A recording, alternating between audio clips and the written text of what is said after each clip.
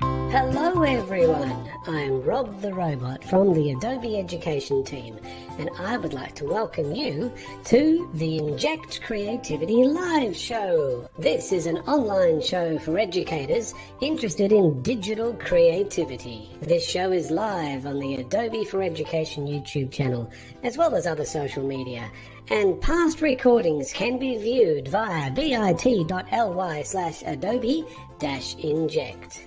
Any teacher, whether an Adobe user or not, in any K-12 or higher education sector and any subject area is welcome.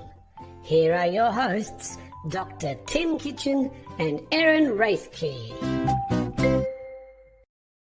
Thanks, Rob. Well, it's not quite Tim and Erin, but welcome to everyone to this Inject Creativity Live Show, the online show that celebrates and encourages digital creativity as a key skill for all involved in education. We are missing our usual co-host, Erin Raithke, for this episode for a very good reason that we'll explain to you. And filling in her shoes for this day we'd like to welcome Adobe Master Teacher for the Apac region and very good friend of Inject Creativity Live, the delightful Juliet Bentley. Welcome, Juliet. Hi, Tim. Thank you for that kind welcome and a special welcome to everyone who's joined us live on Wednesday, the 8th of September, 2021, via the Adobe for Education YouTube channel, as well as the Australasian Adobe and Education Facebook group. We encourage you to say hi in the chat and let us know where you're from and where you teach. While you're in the chat sharing a bit about yourself, we'd like to do an acknowledgement of country. We respect and honour Aboriginal and Torres Strait Islander elders past, present and future, as well as all Indigenous people from the lands we reach out to during this event. We acknowledge their stories, traditions and living cultures. We acknowledge them as the first peoples in our lands and the first scientists and the first creatives, and we commit to building a brighter future together. During this episode, we'll be welcoming special guest and Adobe Education leader from Northern Territory, Mark Christie. And we'll be promoting the Apac Adobe Education Summit that's happening just around the corner. Juliet will be doing our Thought Leader segment. And we'll be giving Adobe Max a big plug. We'll be sharing information on a number of Adobe and Education programs and resources. And our behind-the-scenes guru, Adobe Customer Success Manager, Jerry Wong, will have a special quiz question for us. We hope you're enjoying this episode of Inject Creativity Live. Now, Juliet, we better explain why you're filling in for Erin during this episode. Well, the delightful Erin Raithke is currently enjoying her honeymoon after marrying her partner, Max, last Saturday. Oh, let's give her a big crowd cheer, big round of applause from everyone. Woo-hoo! Oh, that'll do. Now, look, even though it's her honeymoon, I can almost guarantee you she's probably watching this live at the moment. So congratulations to Erin and to Max. It was a delightful wedding service at Erin and Max's house in suburban Brisbane that was streamed live with StreamYard to their family and friends outside of Queensland who were not able to attend, many of them, particularly Max's family in New South Wales. So it was lovely that we were able to support her and get that wedding streamed during border restrictions. And we'd like to congratulate Erin and Max and wish them well as they begin this exciting new chapter. It's married couple. You're watching Inject Creativity Live. Thanks, Rob. Let's now welcome our good friend and the Inject Creativity Live moderator and techie whiz, Jerry Wong. Hi, Jerry. Hi, everyone. Welcome. I'll be looking out for your comments and questions in the chat and posting the most relevant ones. To encourage you to use the live chat, I have an Adobe-related quiz question for you. What date is the open day of the Apac Adobe Education Summit? There you go. That shouldn't be too hard to answer. Let's see how we're going with comments in the chat. We've got quite a few people with us. Some people who join us regularly, and we've got a couple of new people as well, which is lovely to see. And I'm just scanning through to see if anyone has got the date right. It looks like Adrian is going to be the first one to get it right. Congratulations, Adrian. Let's finish off that crowd cheer. Well done. It is rather special. And while we're looking at all the different people that are in the chat at the moment, there's quite a few who are saying hello to each other. Welcome, Chris Betcher from Google. It's always good to have you here. Chris is sending off a little "Hey, Jules." That looks just like Chris in that image. That is uncanny. It does. And we've got Mohammed here from Cape Town, South Africa, and teach at Inet Media locally and internationally.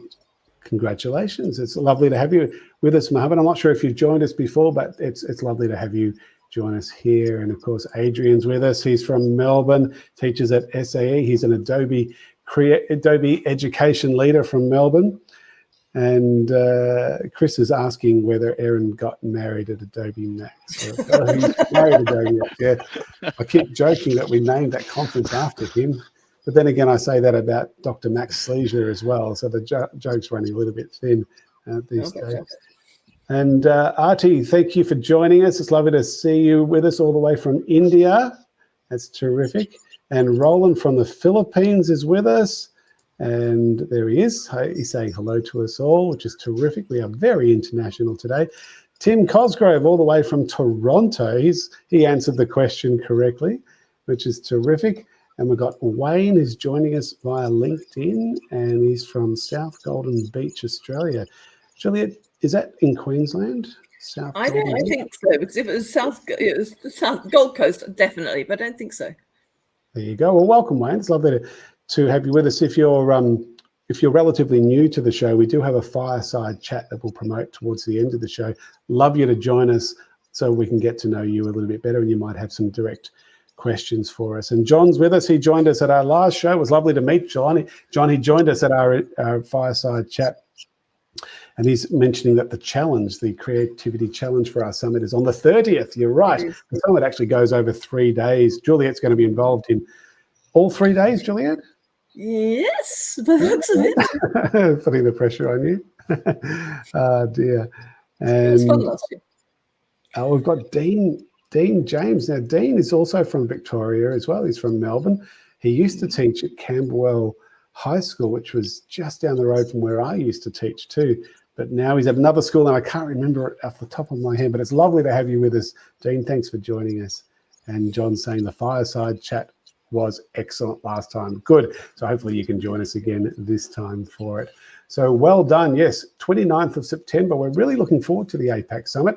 It's being held as an online event. It used to be face-to-face, but now being online, we can have more people involved on Wednesday, the 29th of September. And Jerry, have you got a slide that advertises? There we go. Now we can see it, and you can see the link for it too.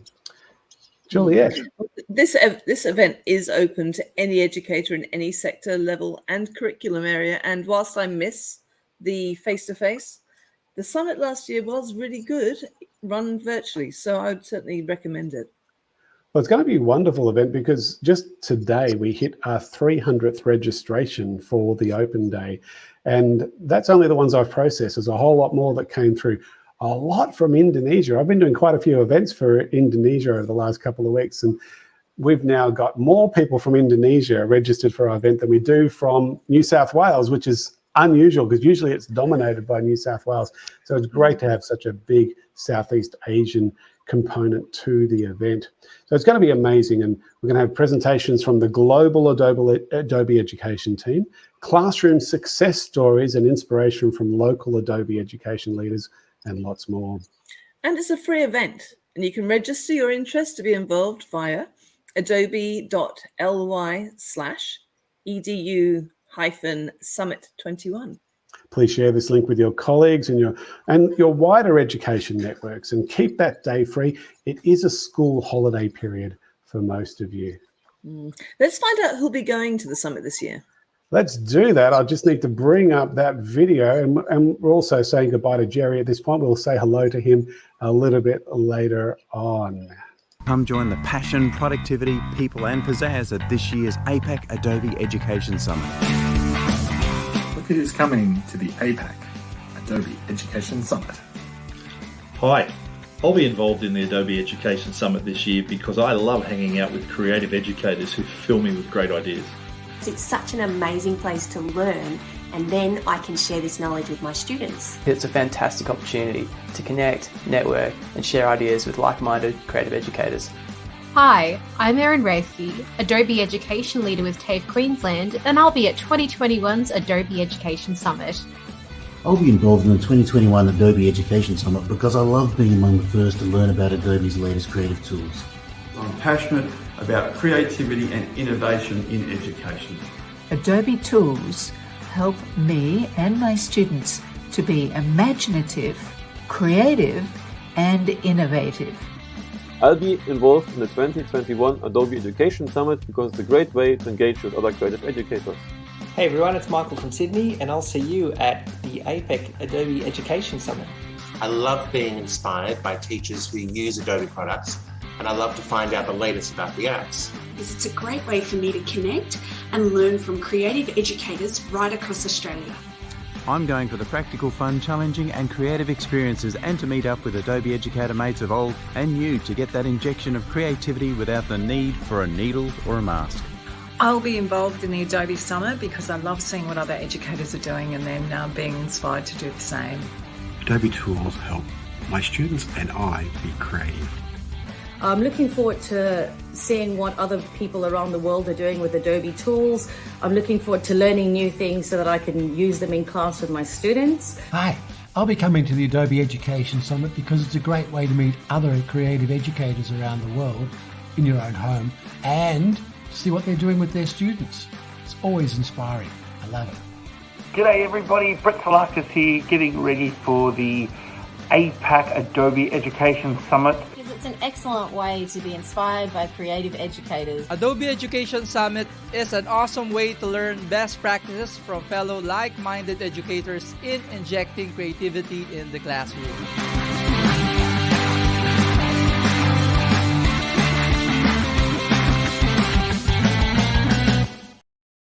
Well, Juliet, let's jump straight into the APAC Adobe Education Summit site. And I've got that there live. And as I scroll through, we'll just scroll through past, we can actually see that video if you want to see it again, because it's pretty cool. It features quite a few AELs. But underneath that video is the agenda. And we're going to be starting the day. It's pretty early in the morning for a lot of people, particularly if you're in Southeast Asia or in Perth, where it's either 7 a.m. or even 6 a.m. for some of you in Southeast Asia. For the bulk of the Australians, it'll be 9 o'clock in the morning, which is a bit more reasonable. But we're going to be starting with the global team. In fact, Erin and I will be kicking things off through the Adobe for Education YouTube channel, just like an Inject Creativity Live event.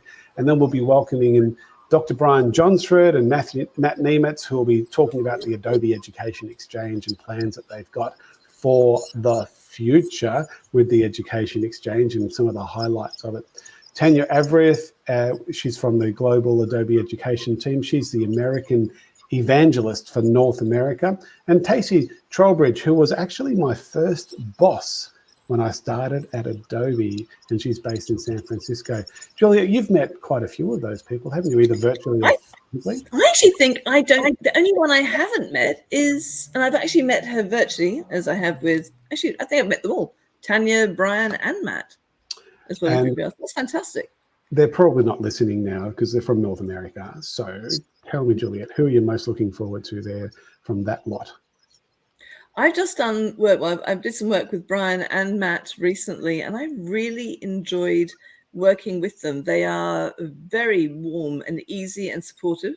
And I think when you're going into this environment where you're working with people, it's nice to know you can work with somebody who's easy to communicate with and that's warm and comforting in some regards. So I'm really looking forward to seeing them.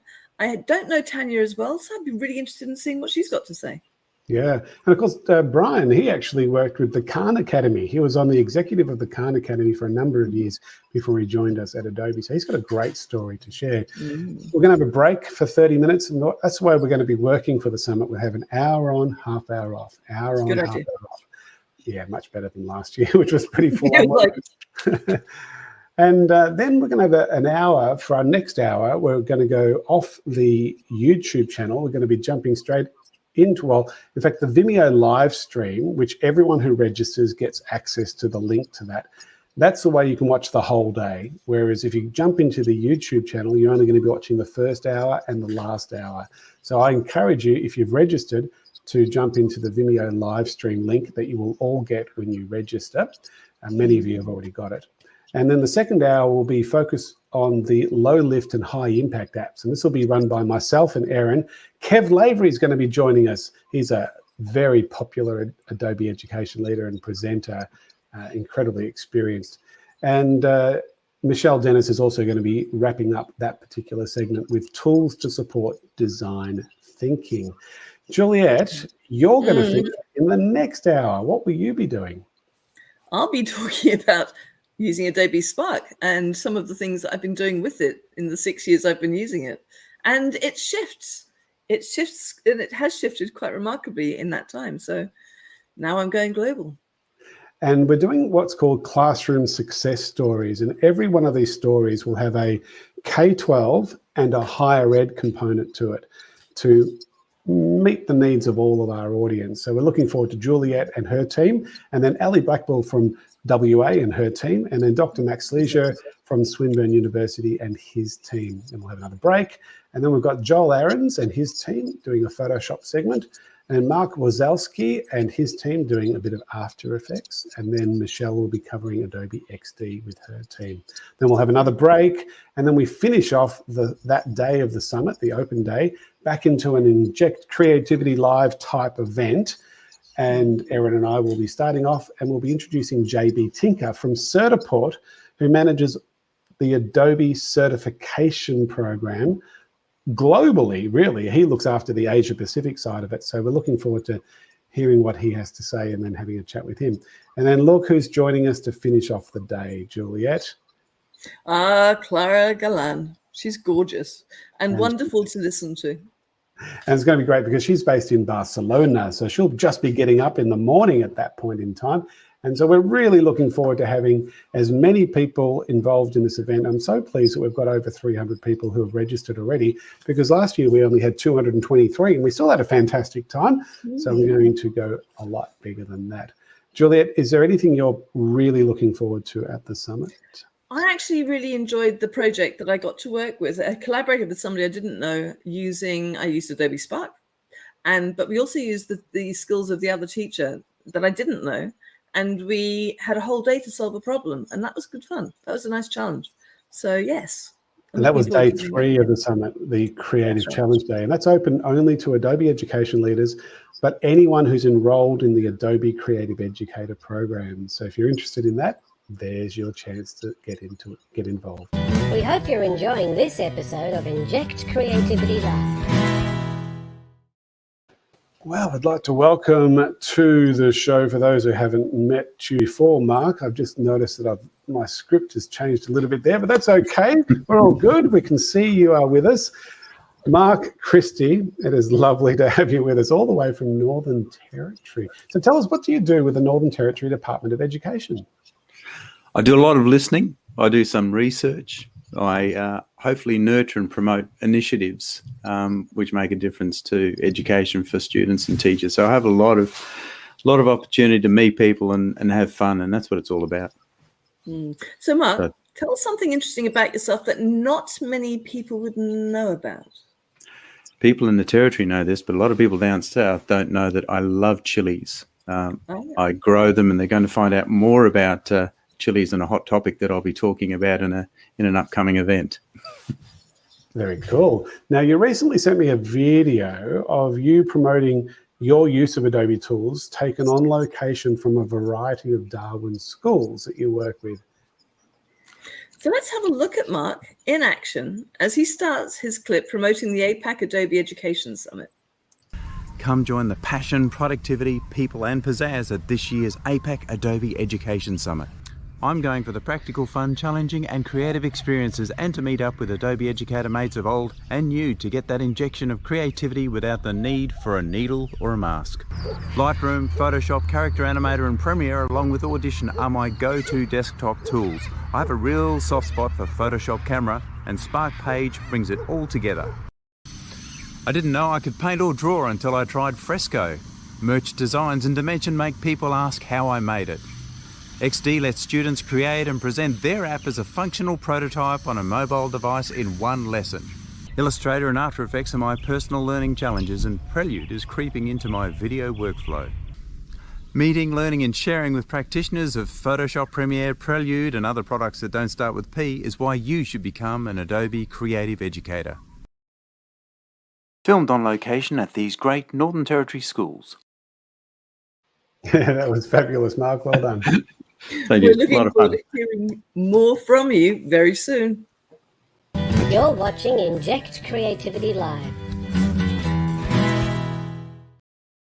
You may have already noticed that Mark and Juliet are members of the Adobe Education Leaders Community, the AEL program. This is the highest level of Adobe's education community programs, and it's a very exclusive opportunity with only 64 teachers qualifying in the Australasian region.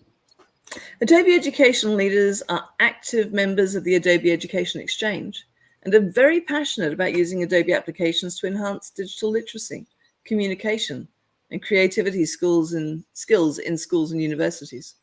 They regularly share this passion with a network of educators wider than their own school or faculty and help support the work of the Adobe and education teams around the globe.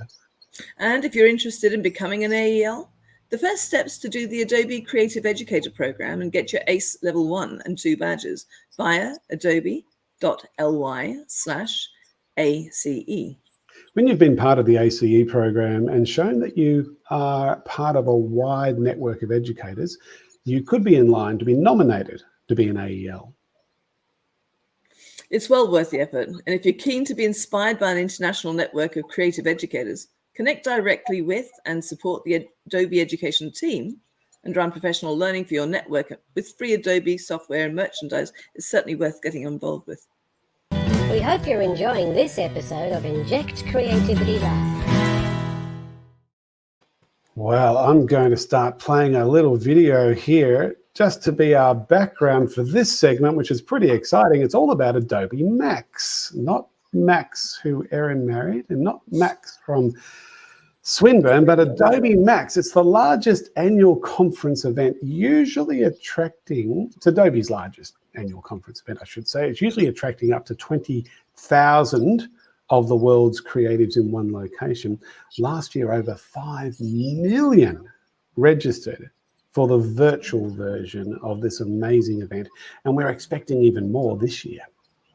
And being a virtual event, there's nothing stopping you from registering or getting involved in the 2021 Adobe Max Conference, which will be held on October 28th and 29th. Those are the Apac dates, as a truly international event covering all major time zones. Adobe Max is when Adobe announces new products and new features to current products, and the very popular Sneaks segment where they reveal potential new products and new features. This year, we have a strong APAC connection where Sarah Madison, the Deputy Vice Chancellor of Swinburne University, will be presenting the topic, Transforming Education with Creative and Digital Skills.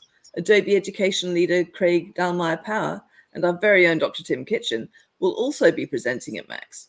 And they will be collaborating with the AEL Master Teacher Lisa Gottfried, I worked with her last year, from New Technology High School in California. We'll be doing a session titled Giving Students a Voice with Character Animator. Our very own Juliet Bentley will also be presenting a session at Adobe Max this year titled Fostering Digital Literacy in the K-12 Creative Classroom. It's great to have a number of APAC educators involved in Adobe Max 2021. So go to max.adobe.com to register so that you don't miss out on this essential annual digital creativity conference. Hi folks, we are about to be inspired by an AEL, an Adobe Education Leader. AELs are passionate about the use of Adobe tools to inspire creative learning and teaching experiences in the delivery of either primary, secondary or post-secondary curricula. The first step to becoming an AEL is to be an ACE, an Adobe Creative Educator, via edx.adobe.com/adobe-creative-educator. You don't have to be an Adobe expert to be an ACE, just a teacher interested in engaging students through creative digital learning experiences. The ACE program is a free international micro-credentialing program. It only takes a few hours to earn your Level 1 badge, and the focus is on creativity rather than Adobe. Please share this program with your colleagues and get involved. Who knows, you may one day also become an Adobe education leader.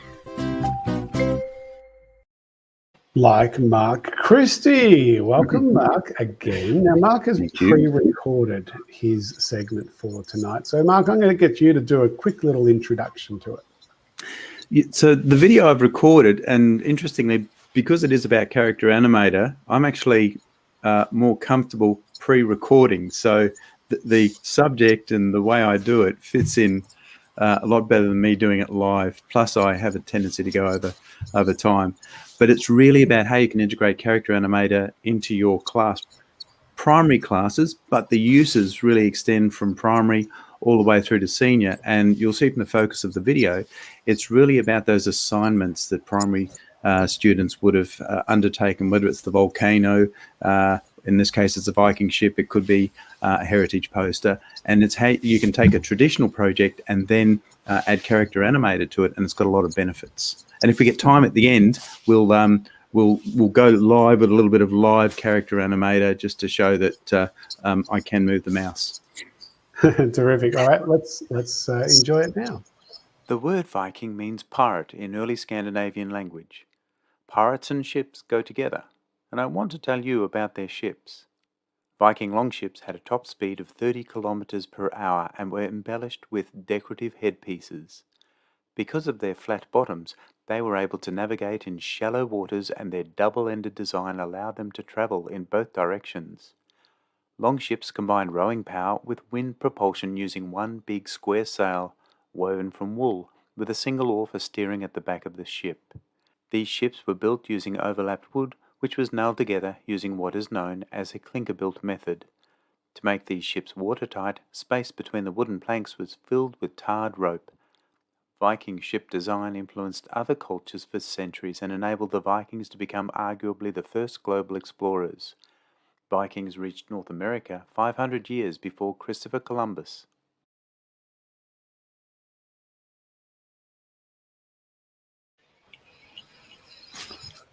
Well, we seem to have stopped the video there. Now that's interesting because it goes a bit longer than that, doesn't it, Mark?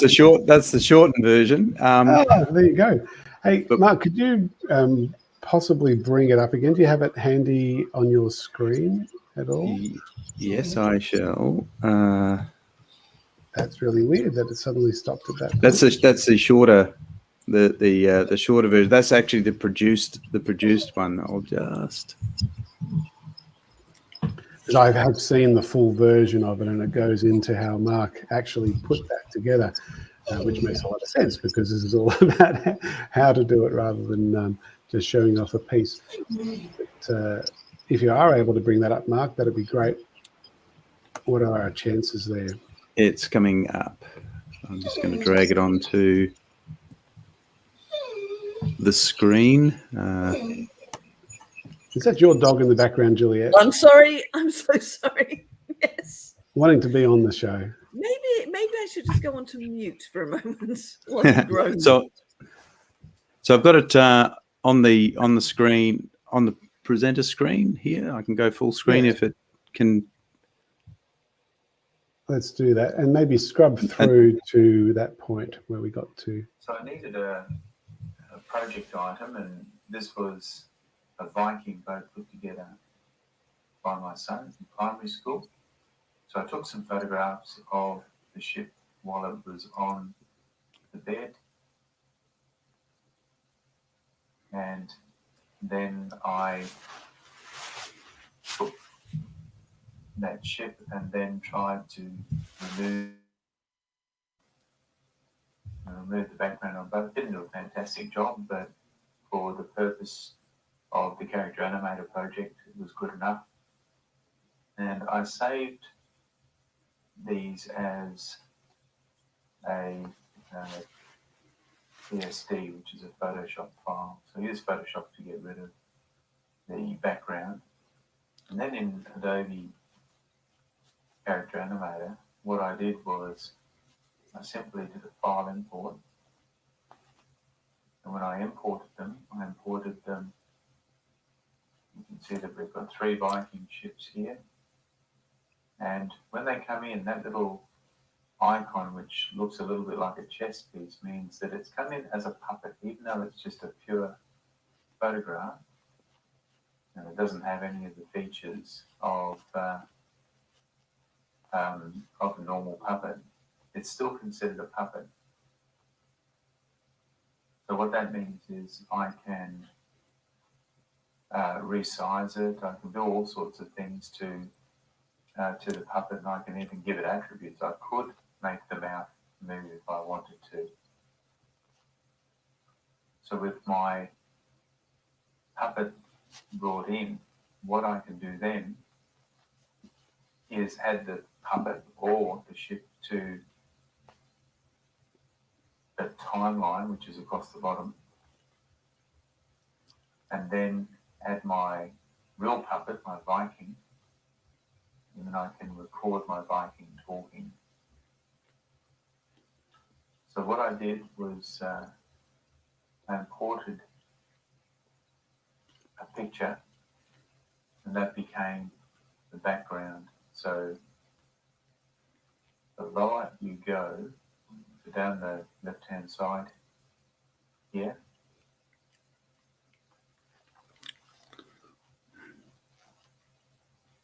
the little eye, if I turn the eye off, that means it will vanish. And if I turn it back on, the water will appear. So this was a royalty-free image that I used for the background. And I had other images here as well. That was the original photograph, which I thought, oh, that's probably not as nice a way of presenting the boat. It's much better to have some real water in the background. So I have my boat, and I just scrub back so I can drag back.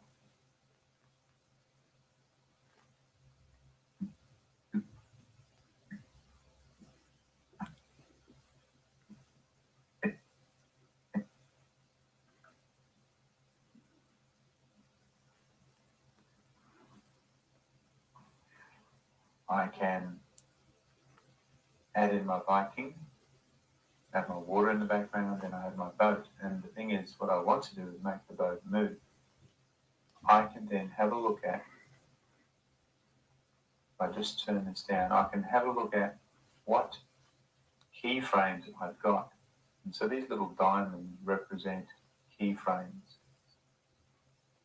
And the keyframes I've set is a scale, you can see here, 40%, a position X and Y, and 336 and 28. And then as time went on, so up to 25 seconds, the boat was off the screen. And then my second boat came on the screen. And if I select that and twirl that down, I can see that my keyframes, much more movement going on here. So what I've done is I've set it, and you can see that my boat actually fades in and then moves across and also grows larger. And then that finishes and the next one comes along. So it allows us to take something that's just a photograph and animate it by making it bigger, smaller, moving it across the screen, fading it in or out, or even spinning it around. I imported a JPEG of the ocean, which I downloaded from Pexels, and I imported that as a JPEG. And when you import something in, it automatically becomes a puppet. If I double click on it, and here I've called it ocean, it takes me into the puppet editing area. And you can see here, all it is a rectangular piece of ocean. And what I can do is click on the head over on the right-hand side. And what it does, it assigns the head to this entire ocean. And then if I click back on record, when I start moving my head around now, if I move it too far, you can see that I move out of the picture. But what I can do is use my head over here on the right. So if I set my rest pose, then when I want to record the movement, say like this, to simulate the ocean, all I need to do is set my start, select ocean. So the red dot means that it's ready to record any ocean movement. And then if I hit record, the word Viking means pirate in early Scandinavian language. Pirates and ships go together, and I want to tell you about their ships. Viking longships had a top speed of 30 kilometers per hour and were in. And you can see that right about here, I moved my head too far. So you need to plan for that. So that's how you can simulate the ocean just from a rectangle and just getting your head to move it, or you can actually use keyframes. So there's a couple of ways of doing it. I'm just going to delete those takes because I've already recorded using keyframes, and they're those little diamonds that you see here. So when I play this, you can see that Scandinavian language. Pirates and ships. The sea is moving. And I want to tell you about their ships. And it's recording that I did. Viking longships have a top speed of 30 kilometers per hour. And I used keyframes. In this example, I'd created the script for the Viking talking, and I did that in Microsoft Word. And this is it, the green bar here. And I set up I went into Adobe Audition, which is the audio editing package. And basically, I chose a multi-session using a podcast as a template. You can see down the top here, normally there's the host of the podcast, the interview, the main part, that's the bit in green, sound effects, and then the music bed that you put in the background. Now, because I don't really have the host, it's really the interview, what I've done is I've given a bit of a lead in with the sound, and then I've got some Vikings fighting. Here is background sound, and then I've got the sound of oars rowing. So when I play this back,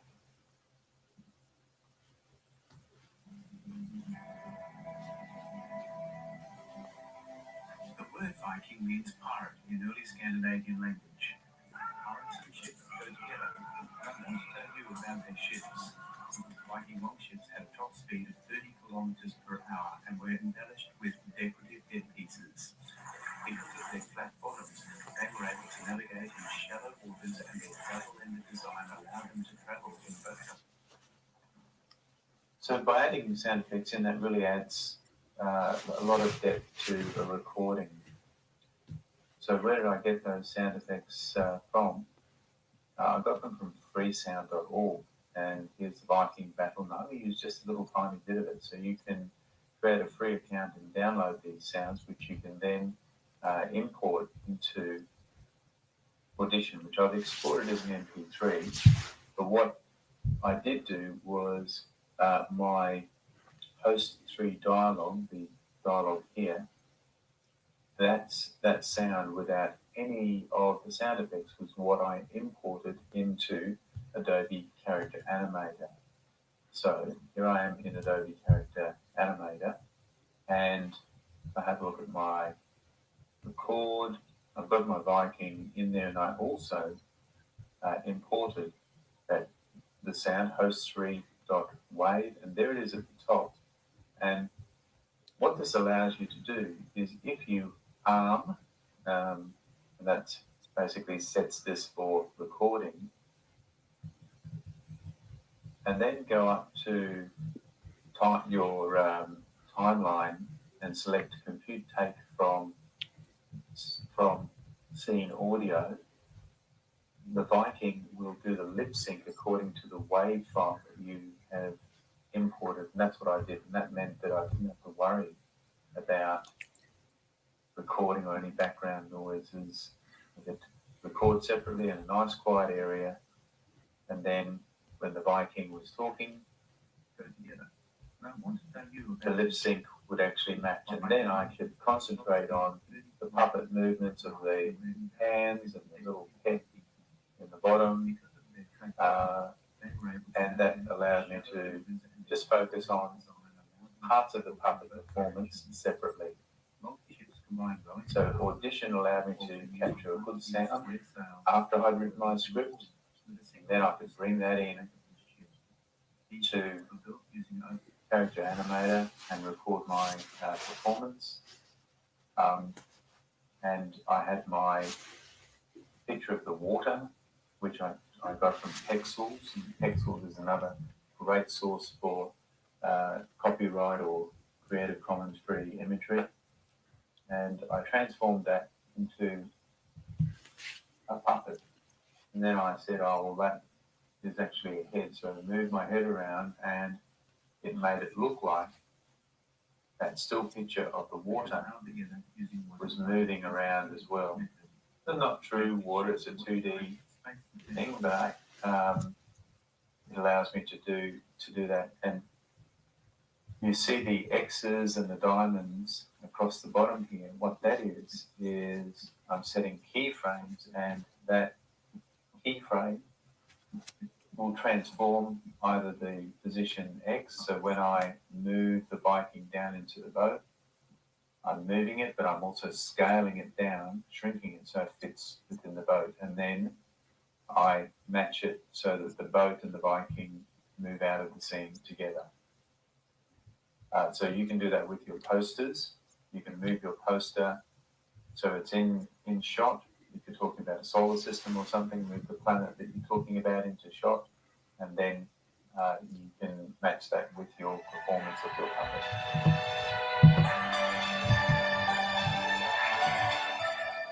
That is so cool, Mark. Well done.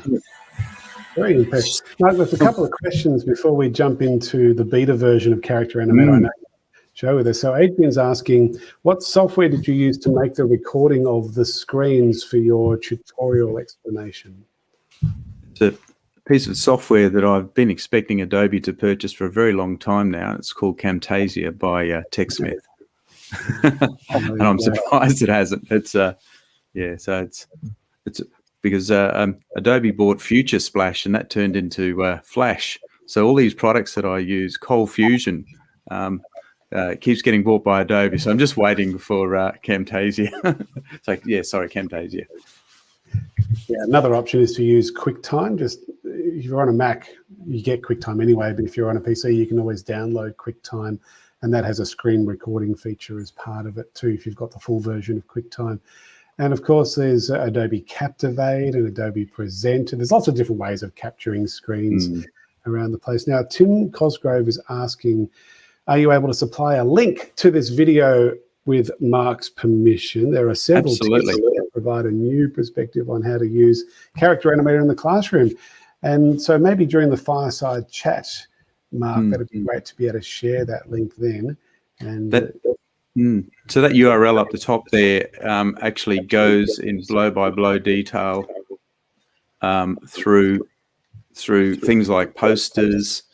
So this is one that Joe did of the family, and it lends itself to having a puppet over the top. So it's a bit of a problem because we've outed the whole family there. So privacy-wise, they're out there. but it's something that if they were doing a volcano and having a puppet in front of their A3 project, they could share that on YouTube without any issues, with lesser privacy issues. So a lot of detail there, and please feel free to use anything. It was intended for the Northern Territory kids, and let that be the Northern Territories in Canada as well. Terrific. Now, Mark, I know you wanted to show us the beta version. We need to just let people know this is beta, although it's not NDA, which means it is public. People know about this. You can download the beta version of Character Animator, but it has some really cool new features. While you're getting that set up, Bronwyn from Macquarie University has said, Mark, that was very interesting and an exciting educational tool. So she's saying thank you. So thank you, Bronwyn, for contributing. Now, Mark, I notice you're jumping onto a different camera now because you want to show us something really cool. That's right. So, and I've only got the one microphone, so I've got to put my Yeti on the floor and hope I don't trip over it. So you may notice that hopscotch here is a little bit out of whack. And I've seen Dave from OK Samurai, and he is the true god of Character Animator, and the links are in the blog as well. So normally Character Animator just does your face, and I'm going to jump to the other camera in a moment. And what I have to do is calibrate. And what's new in the beta is that you've got this human form. Normally you've just got the camera which does the face, and when you calibrate, and I have to now run to the other camera.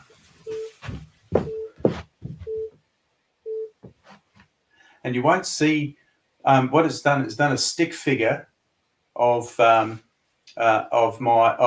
body. So what it means is, whereas before it just did the mouth and the eyes and so forth, now I can move around as gracefully as a person of my age can.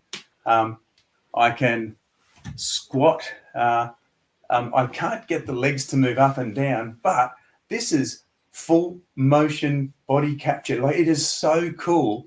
And I did this for some of the kids at one of our primary schools, Nakara Primary School, and they absolutely loved it. You will get the kids dancing and so forth. We can record this and record multiple performances. So now you have full motion, full body motion capture. And I'm just going to jump out of the way. And I just wanted to show one other thing. And this is something that would be very familiar to Tim. Oops. Well, part of it would be, if I can just, I just need to show it by clicking once on it and hide hopscotch. This is another thing that we can do, which is taking an object. So this is my little ultralight plane up in Darwin. And if any of you have used Character Animator, there's the red monster and it's probably the first character that came out, and I've literally borrowed Red Monster's eyes and mouth, and then if I select it and I'm using the wrong camera, so I need to turn this camera around. Sorry about that. It's not going to do a good job, but if I need to calibrate and turn this off. So what it means is that a lot of schools have got aircraft and ships and things like that in their school logos. So get your school logo and then actually put some eyes and mouth on it and actually have it talk. And how good would that be? So anyway, they're two little things that, you know, this is why I could go on forever about this. It's really quite cool for the kids and for the teachers as well. And you just see the kids laughing when they're actually recording. Anyway, I'll stop there. So inspiring. Well done. We've got one final little comment here. Let's bring up the comments again. It was from Tim Cosgrove in Canada, saying, thanks, Mark, for your insights and a great resource. Oh, and Bronwyn's added here as well. Such a kid at heart. Mark having fun. Yeah. So well done, mate. Really appreciate the time you put into putting that together. And well, we're looking forward to seeing you at the summit, and also all the other things that you're going to be doing for us down the track. As I pause to work out where we're going next, here we go. We'll be back soon. You're watching Inject Creativity Live. Wow, Juliet, that was pretty cool, wasn't it? Now, Juliet, we have about 30,000 teachers, just under 30,000 teachers who have enrolled in at least level 1 of the Adobe Creative Educator program. So please do promote this opportunity with your colleagues via adobe.ly/ACE. The focus is not on Adobe skills, but understanding the importance of creativity in education. And if you'd like to be guided through level 1, Dr. Kitchen is running the next Be a Creative Educator course on the Wednesday, the 15th of September from 4 p.m. to 6:30 p.m. That's Australian Eastern Daylight Time or Standard Time. And again on Monday, the 18th of October, 4 p.m. to 6:30 in Australian Eastern Daylight Time also.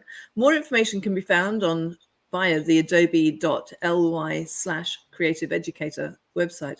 And here are some members of the program sharing why you should be involved.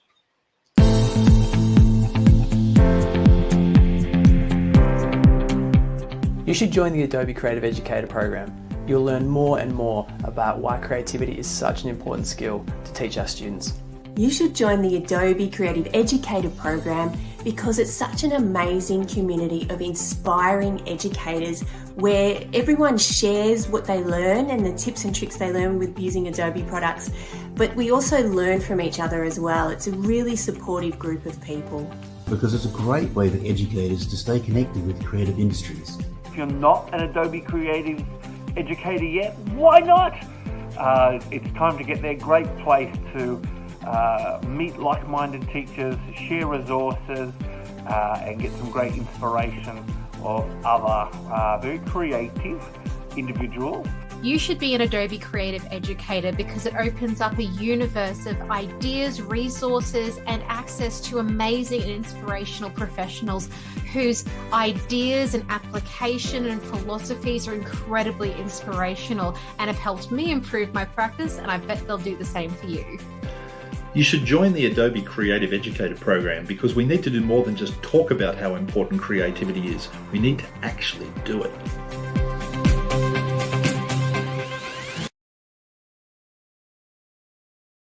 Hi folks, well it's now time to welcome our education thought leader for their 5-minute gem to inspire us and make us think more deeply about the importance of our role as educators.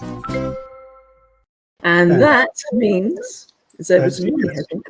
Go for it, Juliet, over to you. I know I could have left you with the intro, but I'm thinking about time, and I know that I'm actually being a bit cheeky and stealing a little bit more time than I should. So I'm going to be talking to you about something that's really very important to me, and that's the ability to build global projects in the classroom. Now, my disclaimer is I am a classroom teacher. I'm not a computer teacher. I'm not a head of department. Anything I do in the classroom is something that anybody can do. And obviously, when it comes to global projects, we have to consider things like privacy and talent release forms. So obviously, everything that you do where you are sharing information with other schools, you need to make sure that that's covered. That disclaimer said, let's have a little look. Now, Shani shared this with us from Ditch That Textbook a number of years ago. And I'd like to start with this because we as classroom educators, whether we're in a primary school, secondary school, or university, tend to forget that we have a ripple effect. And this really resonated with me because if I am able to do these things in the classroom, within the confines of my walls, how much more of a ripple effect might I have if I open the world to my students and get them engaging meaningfully? So have a little look at that. And then think about what it means to be creating this 21st century learner. We are looking at making sure that they are understanding and able to use skills, ways of thinking, ways of working, ways of living that are sustainable, that aren't subject driven anymore, that are more about general capabilities. And with the Australian curriculum, we have literacy, numeracy, information and communication technology, critical and creative thinking, personal and social capabilities. That's this emotional social intelligence. ethical understanding, and intercultural understanding. Now, these are 21st century learning skills that we claim to have as a focus. And then you look at global competencies for meaningful connections. Again, creativity arises, critical thinking, communication, character strengths, global citizenship, and collaboration. And obviously, you can see that these two marry beautifully. And if we're going to make them work together and to create global citizens who understand the world they're living in and have empathy, cultural understanding, and an appreciation of not only their own cultures, but that of other people, we need to think about when we're going to do it. And if not now, when? Those global connections are really important. And I love the statement by Bill Nye. Every person you'll ever meet will know something you don't. And that puts us in the situation of being co-learners with our students. And sometimes some of the best learning is when we work together, where we teach one another and we remember that material. It builds empathy. Now, the biggest project I've been working on lately is actually one that came from my Google Innovator Academy project, and my co-innovator and I put this together. So this is created for students, by students. It's the first episode of what will be 17 episodes, probably spread over 2 years, and you are invited to participate. Now, this is just one tool. We've used Adobe Spark in here, we've used Adobe Premiere Pro, and the other thing to notice is that Jerry's going to put the link in, or rather Tim's going to put the link in for this Spark page, so you can go in and have a look at these details and the materials. But you'll see that students have worked individually and collectively. So a student in lockdown isn't actually unable to participate. They can. So students' camera action is pretty important to us. And I'm thinking, Tim, would you mind showing maybe the first 2 minutes 24 on that for me? Certainly can. So I'll just start sharing my screen and we'll have a look at what the finished product was like. Thank you. It's around the Sustainable Development Goals.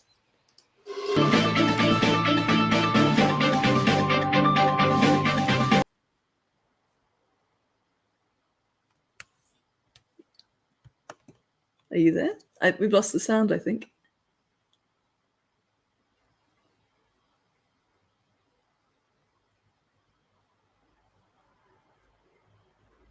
Sorry, Tim, I can't hear.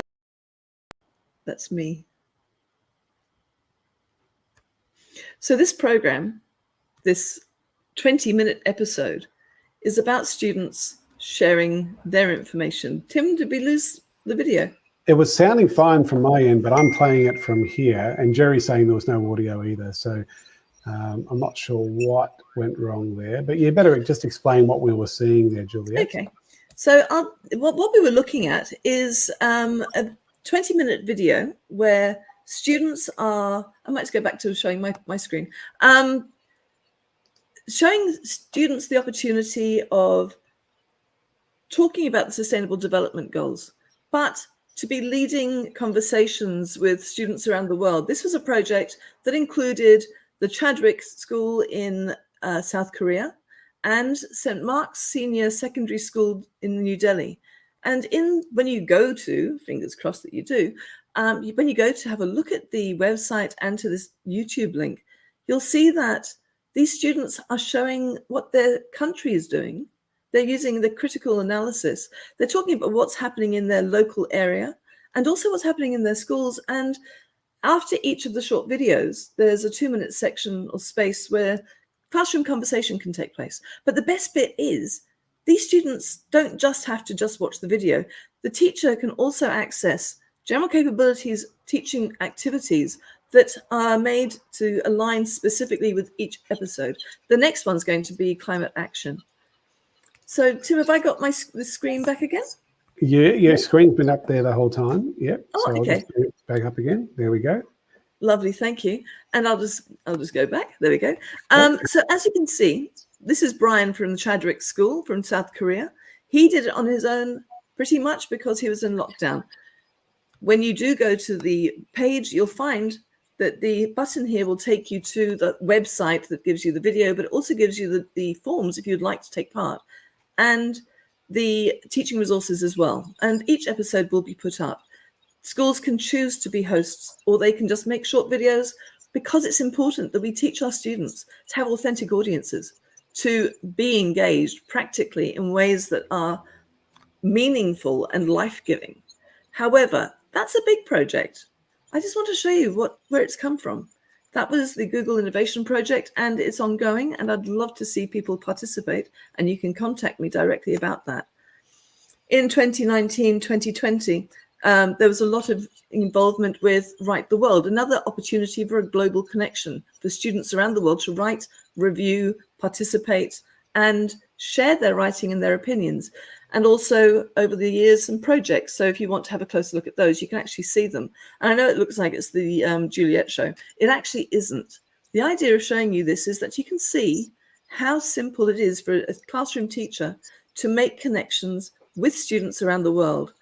However, in order to do that, you do need to have connections. This situation came from those projects previously. And students from St. Mark's Secondary School, New Delhi, participating in my Sustainable Development Goals project, were sharing posters with people around the world. They also, this year, using letters, they wrote to each other. We were looking at festivals, religious festivals, and my students wrote to the students in India. And we actually use Google Drive simply because we have such privacy issues. We don't give out emails. In fact, I told my students not to share photographs either, or surnames. In India, it's not the same. They have different protocols. But these students shared letters with one another, talked about festivals, and then met via a video meet live sort of opportunity for a good hour. And they got to talk and share and laugh and tease one another. And that was really important, because the students I was talking to, or we were talking to as a class, had been in lockdown for 18 months. Now they were coming to the camera in full school uniform with the most incredible, articulate conversation, intelligent questions. But really, you could see the joy in their faces of participating in something so unusual, really, I guess. Certainly from my perspective, because in Australia, we don't do a lot of this. And this is where education globally is going. We need to make sure that we have those connections. Other initiatives, I use Adobe Spark for poetry tag and for an exchange around the role of religion in contemporary society. The poetry tag one, there is a button underneath that you can tag. It gives you a model of the poetry tag, but the idea is that students introduce their town, they then introduce their favorite poem, and then they write a poem and use Adobe Spark to narrate their poem and share their voice reading their words. And this will then be shared with the teachers and the schools in Russia and India that are participating. And at the bottom of each of the students' pages, as you notice, they don't give surnames, they nominate topics for the tag. So a student might read one of the pages and have to respond to the tag, and then we share those links. So students can be sharing around the world and sharing their voices. The takeaway I'm hoping is that you'll understand that you use your networks and your professional learning networks. Recognize the opportunities like the Adobe Education Exchange as a source for like-minded educators who may well be interested in collaborations. I'm sure there are people online here that would love to be participants in global projects, not necessarily mine. There are lots, but we need to do this together. There are other initiatives you can get involved with too. Gavin McCormack's got an education influence community. We've got Google Global Education Groups. We've got organizations like the Asia Europe Foundation and the United Nations, and they run global collaborations. We have a Facebook group called Wings for women educators creating cultural exchanges and collaborations. And we've got the Erasmus ET Twinning platform that's coming into the Asia, Apac region. So you can make connections. You can also contact teachers, or you can contact me to get some connections, because I have now a number of years with these connections that are very active and very valid. But most of all, give it a go. We can leverage technology to make a cross-cultural exchange rich for our students at a time when we're restricted in our travel, but we're not restricted in our imaginations. Juliet, thank you so much. Just noticing here what Dr. Bronwyn Wade said, really important, reach out globally to industry, education and business. Not a difficult thing to do, just needs passion. Thank you, Juliet. And I think this sums up everything here. I haven't met Nulufa from Bangladesh before, but she's saying yes. And that's pretty cool, coming all the way from Bangladesh. So thank you, Nulufa, which is lovely to have you with us. Juliet, thank you for your time. And if you want to stay on for the fireside chat, which we're about to jump into, Juliet will be able to provide you with a whole lot of the links that she talked about, so you can get direct access, and you might be able to ask her some direct questions as well. So thanks again, Juliet. We hope you're enjoying this episode of Inject Creativity Live. If you are on Facebook and you're not already a member of the Australasian Adobe Education Community Facebook group, another great way to connect with international educators, please join via www.facebook.com/groups/AUSAEL. And this is a great way to keep regularly involved with the Adobe in education and wider community. Our next Inject Creativity Live event will be on Wednesday, the 22nd of September at 6:30 p.m. Australian Eastern Standard Time. And our AEL presenter will be Drew Mayhills and his team from the All Saints College in Perth. And our thought leader for the next episode will be Peter Hutton, co-founder and director at Future Schools Alliance. For those watching the recording of this episode, we're about to go into the we're about to go into the fireside chat, and it's always great. Please join us live if you can in the future. And the fireside chat is bluejeans.com/kitchen.adobe. And is that coming up? It is. It's coming up in the ticker tape there. So it's bluejeans.com/kitchen.adobe. Look forward to seeing you then. Juliet, thank you so much. Jerry, thank you so much for your time. And I want to thank Freddie Clark, Course Development and Operations Manager at EdgeGain, for making sure this show looks amazing on the Adobe for Education YouTube channel. And look up bit.ly/Adobe_contact if you'd like to get in touch with the Australasian Adobe Education team and join their monthly newsletter for teachers. And that was bit.ly/Adobe_contact. Jerry, do you have that link there? I'm not sure if you do, but that's a good one in case you're not already on our newsletter list. We do a monthly newsletter, and we don't seem to have that link there. So it's bit.ly/Adobe_contact. We'll put it into the fireside chat. Folks, thank you again for your time. And Rob the Robot is going to close the show for us. See you, folks. Well, folks, thank you so much for watching this episode of Inject Creativity Live.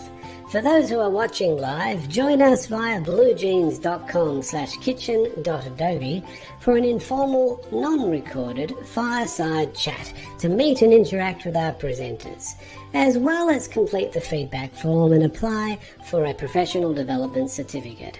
If you are not watching this live, join us live next time. Use this QR code or link to find out more about dates and topics.